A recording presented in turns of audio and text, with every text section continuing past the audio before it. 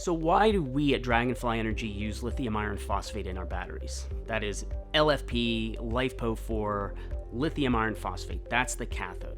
There's a number of reasons why we've really honed in on this chemistry. The first is safety. It is the safest cathode material on the market for lithium-ion batteries. It's the most stable. The second is longevity.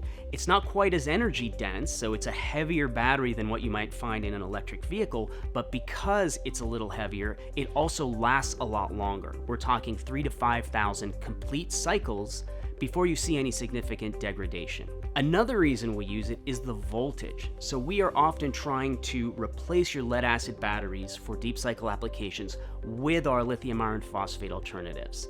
And that means that we want your existing chargers to be able to work. We want your appliances to be able to run off the batteries without any significant modifications. So a lithium iron phosphate graphite cell, which are the types of cells that we use in our products, have an operating voltage of 3.2 volts and a charging voltage of 3.6 to 3.65 volts.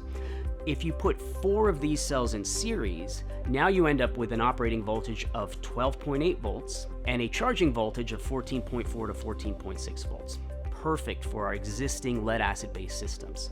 So we have longevity, we have the beneficial weight of lithium-ion batteries in general, and finally, it affords the opportunity for a drop-in replacement. We have the same voltage, and you can put these batteries in your RV, in your boat, and just get out there.